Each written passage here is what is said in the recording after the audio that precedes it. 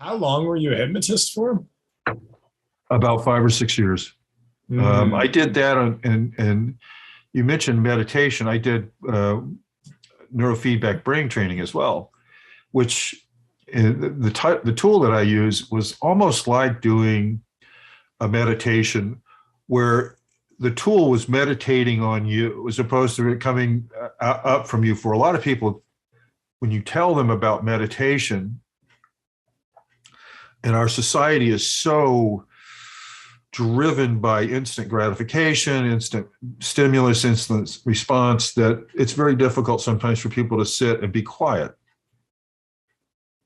And so what this tool was able to do, not only was it training people's brains in a way that they were not consciously aware of, and that's not a bad thing. A lot of people think, well, what were you doing? Well, it was an interaction between the software and the person.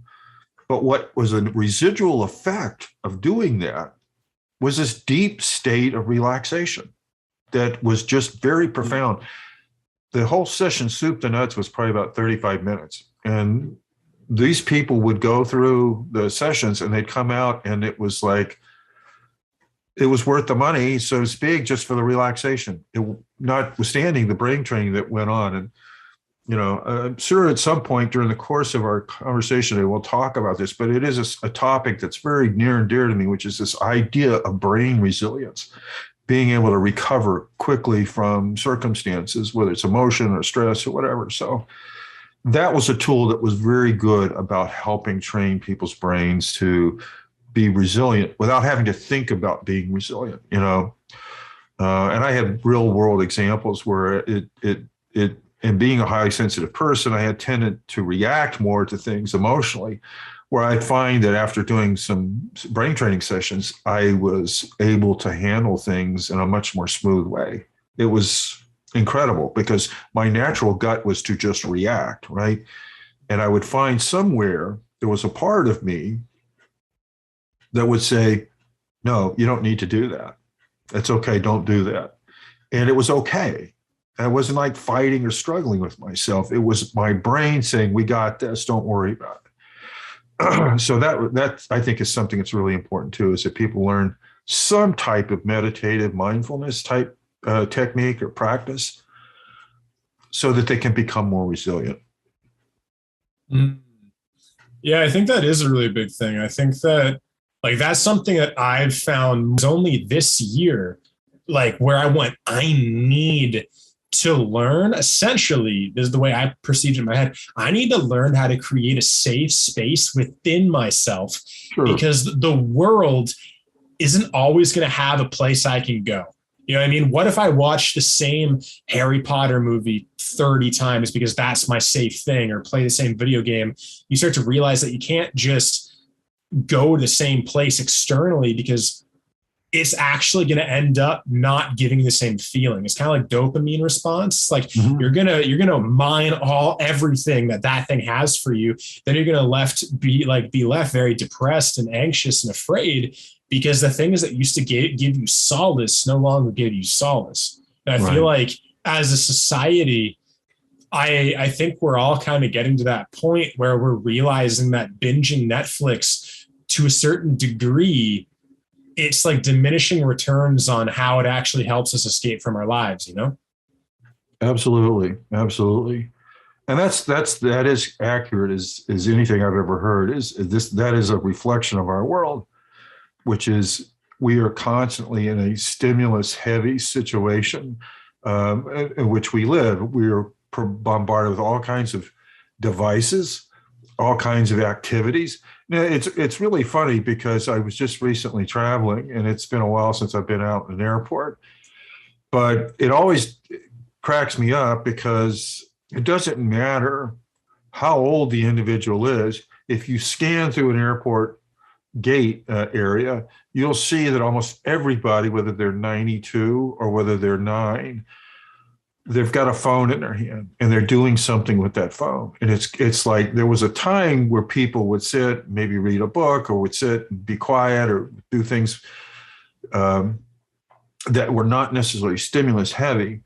And we've gotten so far away from that now that no matter where you are, wherever you are in the world, you're going to see that same scene play out airport after airport after airport, that people are constantly being bombarded with the stimulation all the time. And there is obviously some downside to it. I'm not saying that I have mastered it where I don't use my phone similarly, but I also more aware of it too, because of the idea of the work that I used to do was trying to get people to go in the opposite direction. Put your phone down, put whatever thoughts you have, leave them at the door. Come on, we're going to go into kind of a mind spa situation here, and I want you to not think about things. And people, I think, have got addicted to the idea of constant chatter going on, that the idea of absence of chatter in your mind is. Yeah, it's really interesting. Like, I just had a podcast the other day, actually, and we were talking a lot about music. And we were talking about like live music, back in the day when you'd go see Pink Floyd or Led Zeppelin or Fleetwood Mac live. And like, and it dawned on us in the conversation that there was a time when there was no recorded music. Yeah. When the only time you could listen to music was live, was when a human being was in front of you, playing it for you, playing it for a crowd, and everybody was interacting with that energy together. Right. And it kind of dawned on me how magical music would be if you didn't have it all the time. Like, we have now phones, and on my phone, I have 20,000 songs. I have every song by any artist I could ever want on me at all times. And what I realized in talking about this kind of dopamine instant gratification culture, I didn't realize it, but music has been a massive crutch for me. And I think all people, and I don't mean this as it's bad or good. I literally just mean that we've taken something as magical, as beautiful, and as music, and we've desensitized ourselves to it because we listen to it all day long. We listen to it for half an hour a day, an hour a day, some people 4 hours a day. It's their life. And I think that in some sense, that desensitization takes away the magic of what that is. So I've actually, just in the last week, I've been doing everything I can to actually not listen to music at all unless I really want to listen to music. Because think about when we're in the car, when we're making food, when we're on a walk, we're always multitasking. We're always on a walk and then listening to a podcast, on a walk, listening to a song, making dinner and listening to a podcast or listening to a song. So we're never actually like, I'm guessing your generation, when you were growing up. Absolutely. And I think one of the key elements about all that is the idea that for some reason or other, we bought into this notion that we've got to fill every space. Yeah. So when you're talking about multitasking, it could be listening to music. You could have the television on somewhere in the background. You could be talking to somebody. You could be doing a task of creating the food and so forth. And who knows, you might even be talking to somebody on a phone as well. So the idea that there's no gap for any space, right? And that I think that we need those gaps. We absolutely need that space. And again, as I was saying earlier, I think there's a kind of a fear now of, what do I do if there's nothing to do? The idea that you take somebody and say, listen, you've heard these things, you've probably seen them on social media before, where somebody says, well, look, I'm going to put you in a cabin somewhere up in Alaska. You're going to stay there for a month. I'll give you $100,000 if you don't have a phone, right? As a kind of a mind exercise, right? And people obviously said, well, I can do that. But the idea was, can you really do that? Can you go 24 hours without looking at a phone, without looking at the internet, without listening to some kind of music or some kind of stimulation, or doing a text message, or communicating with somebody, or just anything where you're void of doing anything whatsoever? And that's sad, because there is so much that can come from within us, and yet we're trying to draw everything from without us or outside of us to try to fill what we think is an emptiness in us. So those are all kinds of metaphors for describing this kind of perhaps emptiness of connectivity. It could be. just a general malaise that we have in society where we feel like, you know, there really is no point in all this. So I've got to mask up everything that I'm doing with all these activities to keep my brain from having to think about how awful I feel. You know, Yeah. Man, honestly, that sounds beautiful. Oh my gosh. If someone was to pay me $100,000 to go to a secluded camp up in Alaska, I would do that in a heartbeat. I'd be like, take my phone. Like, man, because again, and I don't know if you can relate to this, like when you're sometimes like really busy, you're creating a company or something, like I'm so overstimulated and overwhelmed and stressed a lot of the time that like I work twice a week at a painting gig. I go up 2.5 hours north to Parry Sound in Canada and I just paint. You know what I mean? Like, do you ever crave that? And have you ever thought about creating maybe every like once a year, go out for 2 weeks or a month to somewhere secluded just to be with yourself? Because I'm guessing as a highly sensitive person, we probably crave some of that like distraction from the over bombardment of stimuli. Yeah, absolutely. And that's a great segue to that too, because the idea is that this is a thing for, especially for highly sensitive people who tend to be overstimulated or tend to get overstimulated much easier than the larger population does. It isn't a nice to have, it's a necessity in order to function properly, that highly sensitive people are able to do that release, letting go, re-energizing by letting go of this kind of built up accumulative energy that they picked up just by being out and about in the world. And the idea of being able to do that for a period of time is very appealing, I think, especially for a lot of highly sensitive people who relish the idea of being alone, of relish the idea of being quiet, of being still, so that they can regain some energy that they've lost because of their interaction with the world. So yeah, that's a great idea. That's probably a good business idea for helping not just highly sensitive people, but just like, for example, I've always had this idea. What I would really love to do is go to some type of religious, and not for religious reasons, but because of like a monastery or a place where it's quiet. We have basic things that you need to survive, but you also have the opportunity to spend alone in meditation, in a quiet place, just where you're not going to be bothered, you're not going to be overstimulated, and you're alone with yourself. That would be a great thing. I would love to do that. But I found they're harder and harder to find. There used to be places where they were like that. They weren't necessarily monasteries for Catholic or for Protestant, but they were, places where Buddhists would have retreats and so forth. We need to be creating more of those, I think, and maybe at a more secular level, so that people can feel comfortable without, I'm not going because of this, and I'm not going to have to perform this ritual. I just doing this for me, for a kind of a spiritual experience for me, whatever that may mean to me, and not to have it dictated top down to me. Yeah, that would be great. You're in the United States. Where are you in the United States again? In Florida. You're in Florida. Tampa. Yeah.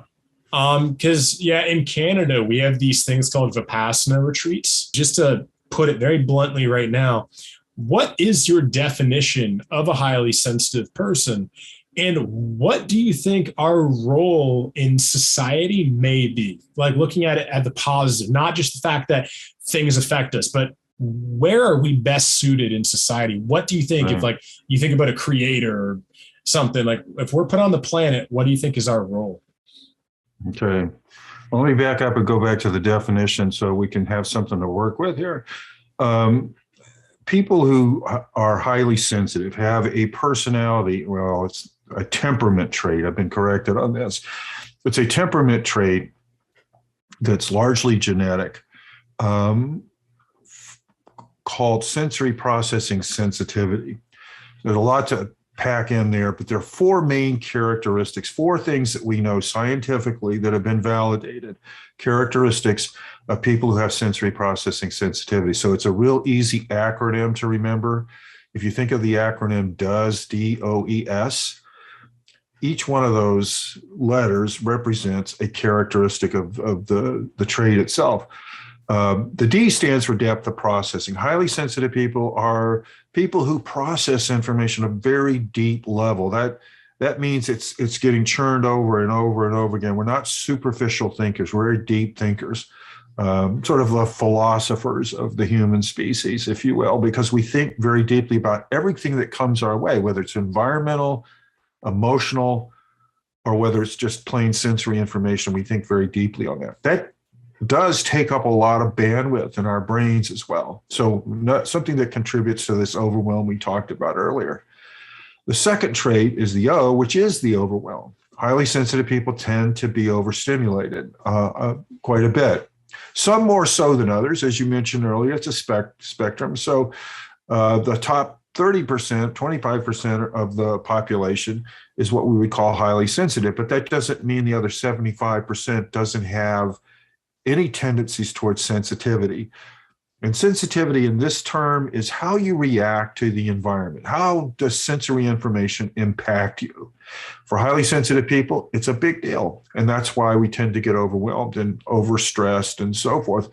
With highly sensitive people, we have to shut down. We have to, I don't mean literally stop dead in your tracks, but I mean get to a place, relax, get this stuff out of your system so that you can continue to process and go on. So overwhelm is a big thing that happens. A lot of people who do get overwhelmed, really, it's a pretty good marker, an external marker of whether or not you've got sensory processing sensitivity. It's not absolute, but it's a pretty good marker. The letter E stands actually for two things. Emotional reactivity. This is a thing that is also an external marker that people see with highly sensitive people. They say, well, you're too emotional, or you're too sensitive, or whatever. Well, the reason is because we process emotions at a much deeper level than most people do as well. So something that might scratch the surface for somebody else will be something that could be very much a deep wound to a highly sensitive person. They're processing more than just the words. They're processing tonality of voice. They're processing the way your body language is. They're processing historical context of how you are in your relationship with them. So there's a lot more going on, and that's why you get a lot more deep emotion. The other side of the E is this idea that highly sensitive people, because we're so emotional and we are so deeply connected to our emotions, we're also very empathetic people. You find out now, you had mentioned earlier, what's the purpose of having this trait? I mean, nature could have selected this out a long time ago. I mean, there's no, on the surface, it seems almost as if it's more of a pain in the ass than it is anything else. But the reality is that nature has built this quality in, according to Dr. Aaron, as an evolutionary trait for a percentage of the population to be able to sort of sense danger, to sense things that are going on in the environment that other people are missing, that might be, it might be necessary to warn the rest of the population. You know, we don't live in little small tribal groups anymore, but we do live as a global tribe. Those same kinds of clues are being picked up by lots of people, especially highly sensitive people. So I think more than anything else, Anton, the thing that I would say, and the thing I believe is the main purpose for highly sensitive people, is to be that canary in the coal mine. You look at our world right now, take a look at everything out there, what's going on. I would say it's a pretty damn good time for highly sensitive people to be here. And to be aware of this, to be able to embrace the trait, to be able to look at it as the asset that it is, that nature has built into you, and to be able to accept yourself and go forward, and also share with other people about this trait and share your insights and your fabulous wisdom that is inside of you because of the way your brain is wired, because of the way nature has made you. So I came from a position 10 or 15 years ago when I first read Dr. Aaron's book of being a man who read the book on high sensitivity that she had written and said, you know what? Yeah, that's me, that's me, that's me. But a part of me was still saying, no, but you're a man. You can't be that way. That's what women are, or that's not what a man's supposed to be.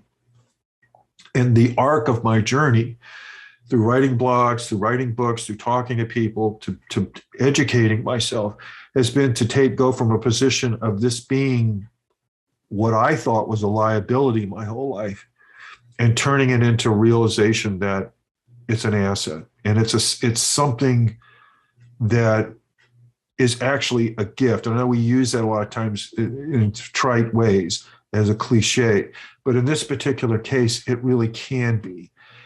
The question is whether or not enough highly sensitive people who will embrace the trait, and a lot of men who are still struggling with it, I know because I was in their shoes, get to the point where they realize how to use it, how to use the trait. It's like a Jedi light sword, right? If you don't know how to use it, you could hurt yourself and everybody around you. But if you learn how to use it in a constructive, positive way, suddenly it's a gift. And that gift is something that you can fulfill at least one of your desires as a highly sensitive person, which is to help other people. Mm-hmm. So that's kind of my spiel about high sensitivity, up and down, in and around, all that kind of stuff. But I do see it as a gift, and I do see it as something that we need right now. What everybody seems to be clamoring for is that we need more empathy in the world. We need more compassion in the world. And we need men, I think we need men to step up into a new role. Maybe it seems a little non-traditional, but it is a new role for men that supports and raises up the feminine.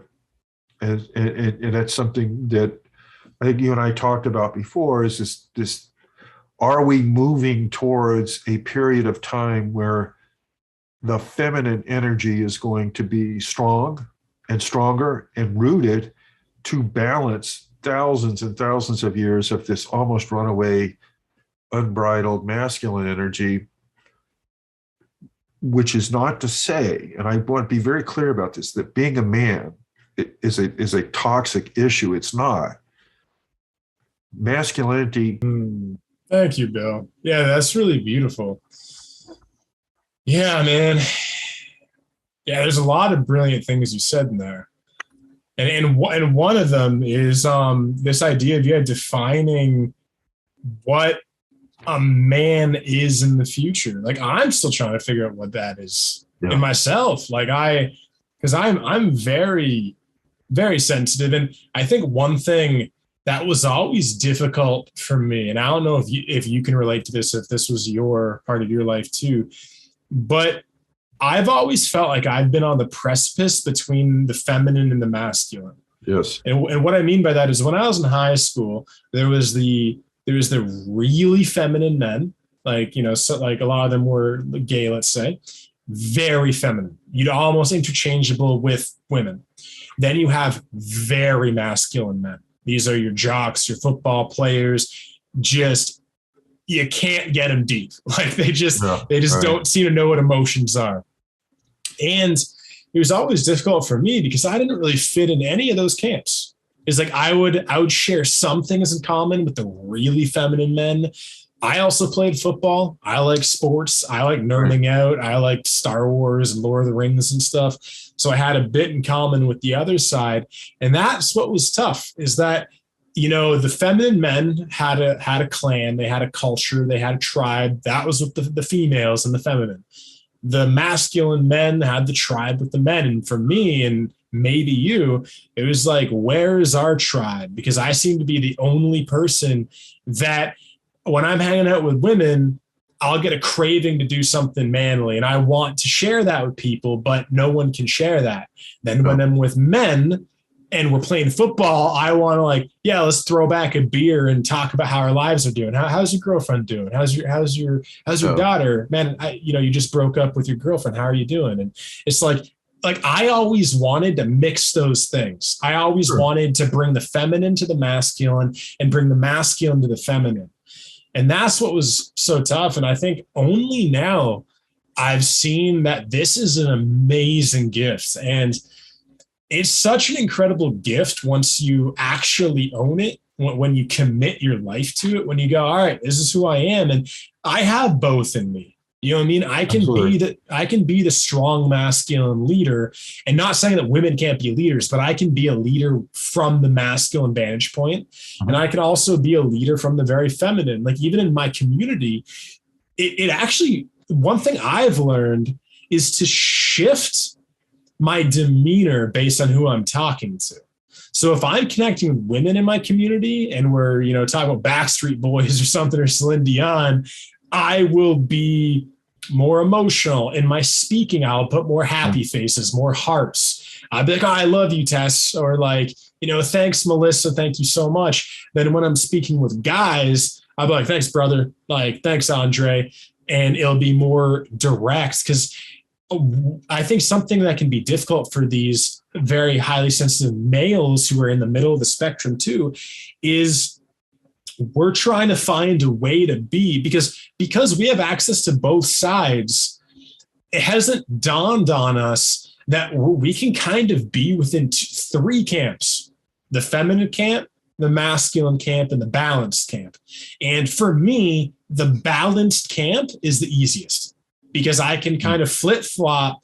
I can almost be both at the same time. I can be straight but loving. I can be straight but compassionate. And I've only literally, Bill, in the last couple months, realized that because not everybody in the world is like me in the middle, a majority of the world is in one camp or the other, or perhaps maybe this is actually something that's not true and that we're figuring this out. But I'm actually learning that, okay, when I'm in with very masculine people, I will change my demeanor and my energy to match that, because I know if I am more compassionate in my speaking, if I say, I love you, dude, some people look at you like you're an alien. And let's say I'm on a podcast and I'm trying to make a business thing with somebody, bring someone on, I can scare somebody at times by being too feminine or informal. And then sometimes with the feminine side of things, it's like, it's really nice to have that inviting, open aura about you. You know what I mean? So it's like, have you learned kind of time and place, or have you found a behavior that works throughout all people? Okay, you're absolutely right about one thing for sure, and that is that as a highly sensitive person, connection is very important to you. So when you're in a group of people that, are probably displaying more masculine, you're going to mimic that with them. We have a thing, all human beings have this, is called mirror neurons. And these are the neurons that we reflect back in a social way to connect with people that we're with. Very important as humans to be connected to other human beings. So sensitive people are aware of that, right? You have an intuitive awareness about that. Okay, this is a bunch of good guys and they're all watching a football game. These are the parameters of what this association is going to be today. We're going to probably drink beer. We're going to probably get loud. We're probably going to talk about guy stuff.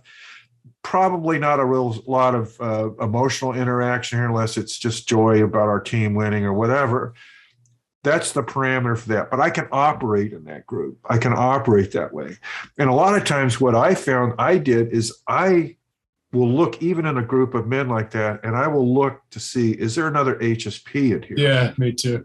Okay, if there isn't, is there somebody I could connect with, maybe at a deeper level than just the game itself, and if not, that's fine.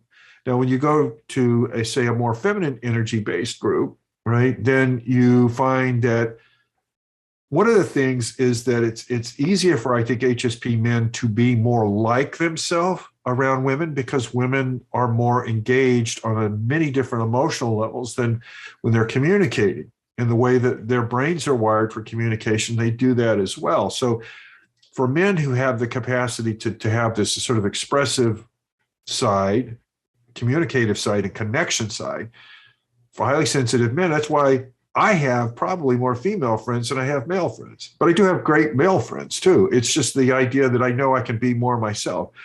That place, that sweet spot in the middle, and I have been finding this out lately because I run a HSP men's group online, and is when you get a bunch of HSP men together, it's like suddenly all the circuits go on, right? Yeah. Everybody's connected. There's a huge energy there. People can talk. They can say, they can say things like you were saying,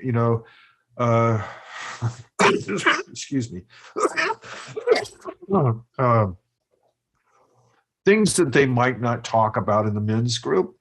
A sort of a macho, masculine, manly man's group might not talk about certain things, how they feel about stuff, or how things overwhelm them, or how emotional they get when they watch a certain type of movie, that kind of thing. They're not going to share that with those guys. But with HSP brothers, they do. It's very easy to do.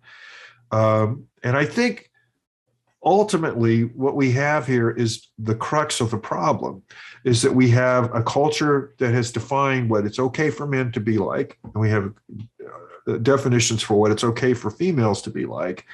But the fact of the matter, most of us still follow along a spectrum. Even if we're not highly sensitive, there are things that, like, for example, what the classic thing that they used to say about men is that if they're neat, then they're probably gay, right? So that, and of course that's a stereotype. But the idea is that we all have certain qualities that embody the sort of the feminine and the masculine. So it's okay to be okay in both spaces. It's okay to be that. And I think going forward, when we start talking to younger men and we start talking to men, the idea is that we tell them, it's okay to be emotional about something. It's okay to connect with somebody. It's okay to be vulnerable. And God knows it ain't going to kill you to cry every once in a while when you need to, right? When you need to let that energy go. There's a purpose in it. There's a reason why you have this wired in your brain to cry when you're upset or when you're hurting or when there's pain. Physiologically as well as emotionally, there's reasons why you do that. To suppress that is to say, you're denying your humanity. You're denying your sense of being a human. So anyway, I think there's opportunities there for us to start showing men that it's okay to drink beer and watch football. I love doing that myself. But there's also something that's really important about men connecting with other men. It's what I call the bro network, or yeah, dude. Yeah, it's a kind of a bro network, right? Where you connect with your friends that are male. There's going to be things that you connect with men that you will never be able to connect with women on because you're a man. That there are things that the way you're wired, the way you see things are differently. Nothing wrong with women there, but it's just the idea that connecting with a male about something that's uniquely a male issue. Same thing that women do when they are connecting with other women. We don't allow ourselves to do that because being close implies something sexual, and it's not about that at all. It is about being connected to another human being. Amen, brother. And that's a good place to finish it off and get into the closing comments and questions. Sure. But yeah, man, this was a beautiful conversation, though. I really love the flow of it. And when we're done, I actually do want to talk to you about this men's group because I'm very interested in joining a men's group. And I actually did. I joined a men's group last month and I actually quit.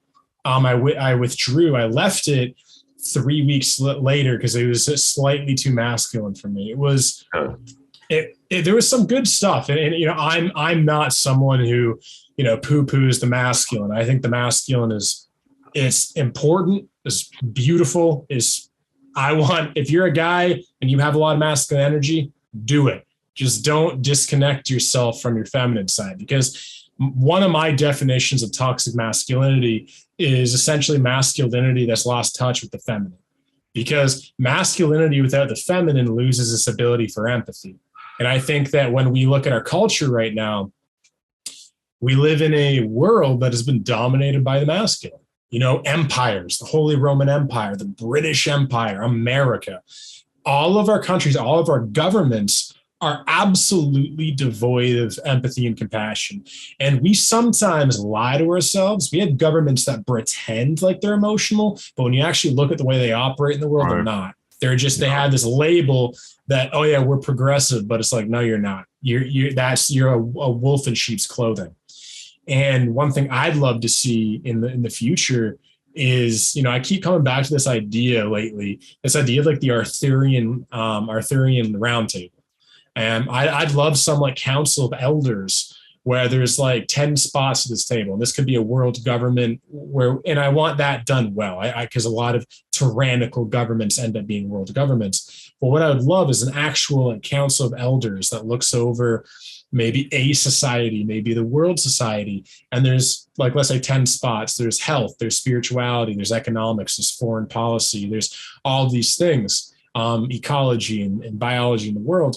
And it's like each one of those spots is has like 2 spots within it. And it's like a male and a female, or at least a masculine predominant entity and a feminine predominant entity. Right. Because, you know, I believe in myself. I think we are going into a world of the feminine. I think the feminine energy in some spiritual context, I'm quite spiritual, not religious, just I believe in something. Yeah, right. Almost Buddhist in some way. And I believe that there's this feminine energy kind of awakening within people in our society. And I think it's awakening first in the HSPs and the women, and it's finding its way actually into the more masculine people. And I think it will have a wave that goes through everybody.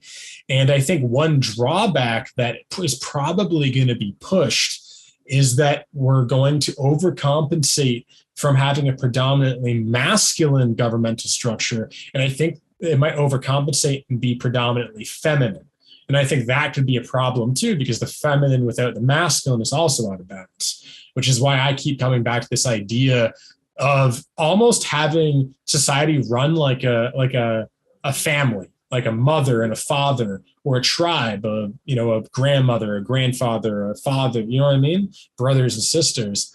And I'd love to see that in the future. And this is a long way of saying, when it comes to men's groups, when I was in this men's group, I just felt like it was out of balance.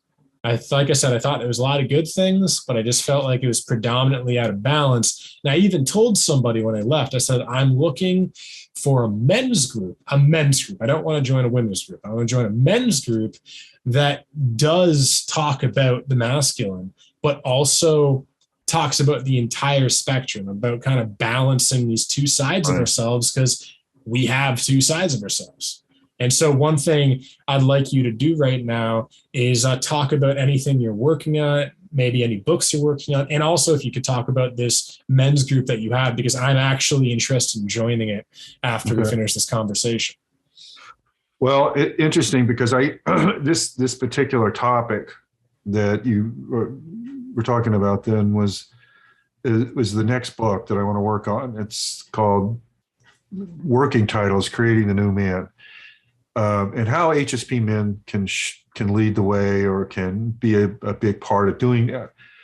The one thing that you talked about was critical, absolutely critical. And I think nature abhors imbalance because it corrects for it. Is this idea that excuse me, that we'd be in another imbalanced state, that very often when a pendulum swings, excuse me, it swings very wide.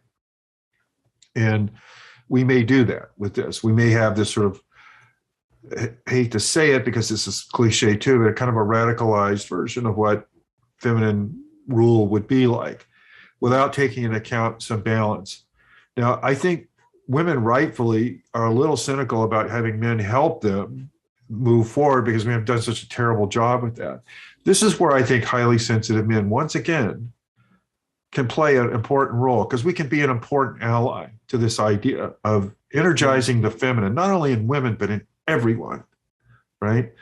So that we start to learn to be empathetic, compassionate, et cetera, and nurturing, which is this planet desperately needs right now. It needs this. We don't need conquering. We don't need exploiting. We don't need subjugation of people. We don't need any of that stuff. We need equality. We need more things that are balanced and reflect that balance. And we don't have that now. So this book is going to be my, my attempt at putting that down on paper.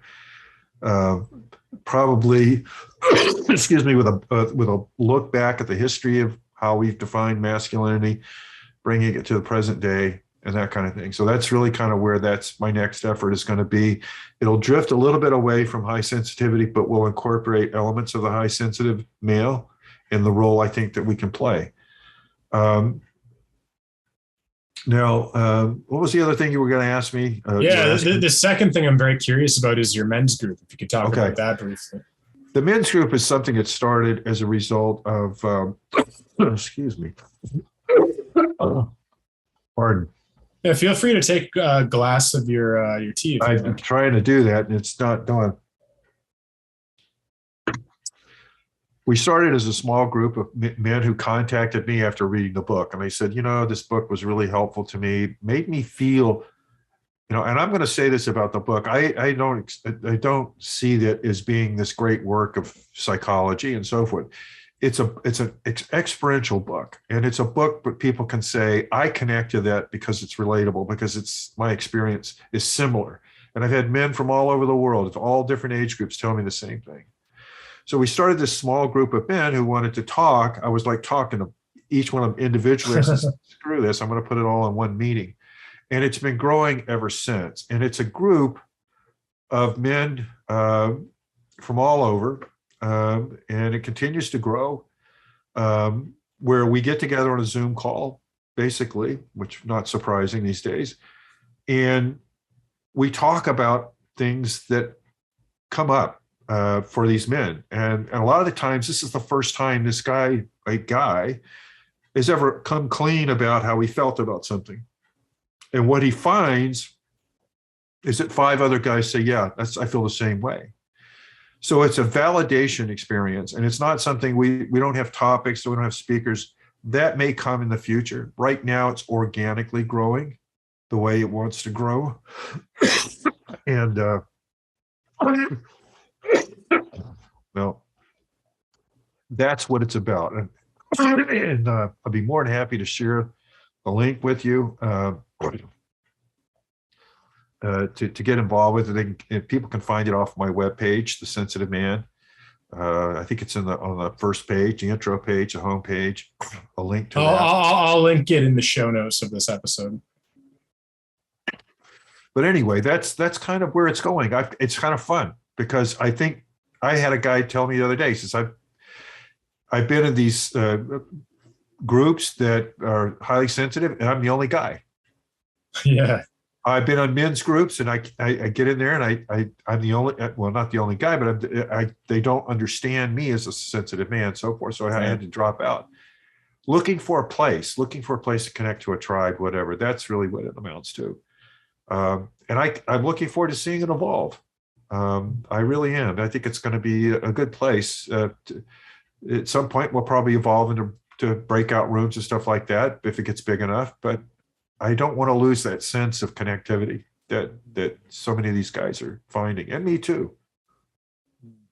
Well, man, this was an absolute pleasure, Bill. Thank you for coming on. Thank you for sharing openly, and just, thank you for everything you're doing in the world. I feel like a lot of this stuff is very important. So thank you. Well, thank you for having me on, Anton. It's been a pleasure. Always nice talking to you.